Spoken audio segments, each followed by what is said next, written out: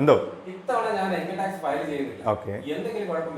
Okay, വളരെ common ആയിട്ട് നമ്മൾ കേട്ട് വരുന്ന ഒരു ചോദ്യമാണ് ഇൻകം ടാക്സ് ഫയൽ ചെയ്യണോ, അതിൻ്റെ ചെയ്യേണ്ട ആവശ്യമുണ്ടോ എന്നുള്ളത്. അപ്പോൾ ഇതിൽ നമ്മൾ ആദ്യം ശ്രദ്ധിക്കേണ്ട കാര്യം, നിങ്ങളൊരു പ്രൊഫഷണലായിട്ട് വർക്ക് ചെയ്യുന്ന ഒരാളാണ് അല്ലെങ്കിൽ സാലറീഡ് ആയിട്ട് ഉള്ള ഒരാളാണെങ്കിൽ നിങ്ങൾക്ക് TDS ഡിഡക്റ്റ് ചെയ്തിട്ടുണ്ടാവും. ഓക്കെ, അപ്പോൾ അത് നിങ്ങൾ ഡിഡക്റ്റ് ചെയ്തിട്ടുള്ള എമൗണ്ട് എന്ന് പറഞ്ഞാൽ TDS പിടിച്ചിട്ടുള്ള എമൗണ്ട് നിങ്ങൾ എക്സസ് ആയിട്ട് അടച്ചിട്ടുള്ള എമൗണ്ട് ആണെങ്കിൽ നിങ്ങൾ TDS ഫയൽ ചെയ്തിട്ടുള്ള എമൗണ്ട് ഉറപ്പായിട്ട് ഇൻകം ടാക്സ് ഫയൽ ചെയ്ത് കഴിഞ്ഞാൽ നിങ്ങൾക്ക് റീഫണ്ട് എടുക്കാൻ പറ്റും. പിന്നെ വേറൊരു കാറ്റഗറിയാണ് TCS എന്ന് പറയുന്നത്. നിങ്ങളൊരു വാഹനം എടുക്കുന്ന സമയത്ത് ഒരു 10 ലക്ഷത്തിന് മേലുള്ളൊരു വാഹനമാണ് എടുത്തിട്ടുള്ളതെങ്കിൽ അതിൻ്റെ അകത്ത് ഉറപ്പായിട്ടും TCS എന്നുള്ളൊരു എമൗണ്ട് പിടിച്ചിട്ടുണ്ടാവും. ഓക്കെ, അത് വളരെ കോമൺ ആയിട്ട് എല്ലാവർക്കും അറിയാത്തൊരു കാര്യമാണ്.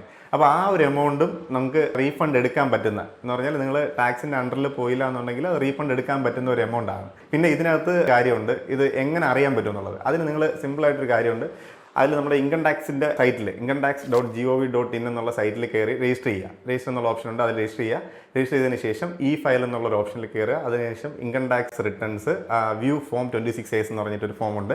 ആ ഫോം എടുത്ത് നോക്കുക. ഫോം എടുത്ത് നോക്കുന്ന സമയത്ത് നിങ്ങൾക്ക് ഡീറ്റെയിൽ ആയിട്ട് അത് അറിയാൻ പറ്റും. അതിനകത്ത് എമൗണ്ട് എത്രയാണ് നിങ്ങളിൽ നിന്ന് ഡിഡക്റ്റ് ചെയ്തിട്ടുള്ളത്, ഏത് സമയത്താണ് ഡിഡക്റ്റ് ചെയ്തിട്ടുള്ളത്, ഏത് ഫിനാൻഷ്യൽ ഇയറാണ് വന്നിട്ടുള്ളത്, എല്ലാം അറിയാൻ പറ്റും. അപ്പോൾ അങ്ങനെ ഒരു ഫണ്ട് നിങ്ങൾ കാണുന്നുണ്ടെങ്കിൽ നിങ്ങൾക്ക് അത് TDS റിട്ടേൺ എടുക്കാനായിട്ട് താല്പര്യമുണ്ട്, അല്ലെങ്കിൽ ആ ഫണ്ട് നിങ്ങൾക്ക് തിരിച്ചെടുക്കണമെന്നുണ്ടെങ്കിൽ ഉറപ്പായിട്ടും ഇഷ്ടപ്പെടുക.